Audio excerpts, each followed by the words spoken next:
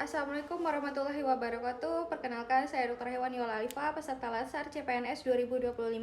Jabatan saya Medik Veteriner Ahli Pertama di Dinas Perkebunan dan Peternakan Kabupaten Kerinci.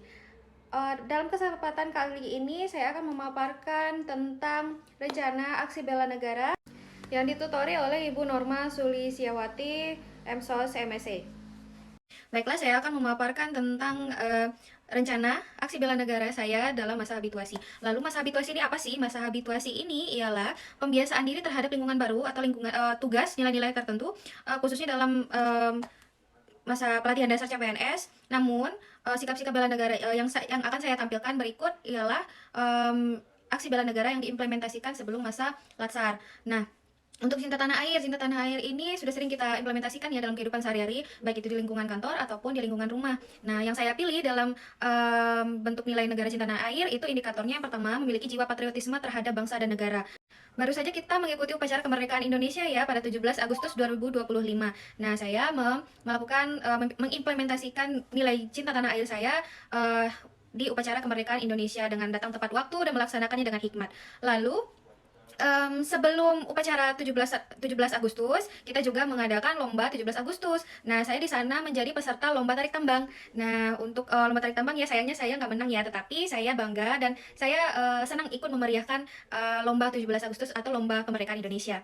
Lalu contoh nilai cinta tanah air selanjutnya itu bangga menggunakan produk bangsa Indonesia. Nah, dalam sehari-hari kita tentu sudah nggak asing ya dengan baju batik, bahkan kita memakai baju batik di setiap hari Kamis. Untuk Kabupaten Kerinci sendiri itu kita memakai baju batik khas Kerinci sebagai pakaian dinas di hari Kamis.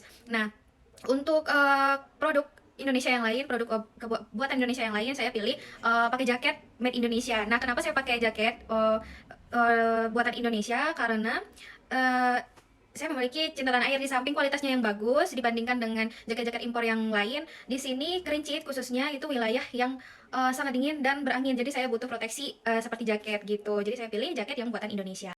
Lalu saya mencurahkan rasa cinta tanah air saya melalui profesi dengan memberikan kontribusi untuk kemajuan wilayah Kabupaten Kerinci ya, untuk lingkup yang lebih kecilnya gitu.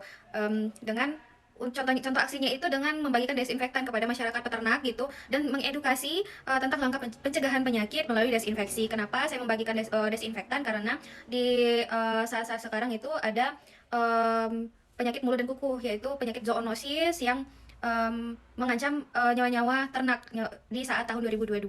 Nah, untuk langkah pencegahannya di tahun ini kita melakukan pencegahan dengan desinfeksi begitu. Lalu nilai bela negara selanjutnya itu punya kemampuan awal bela negara. Nah, kenapa kita harus punya kemampuan awal bela negara?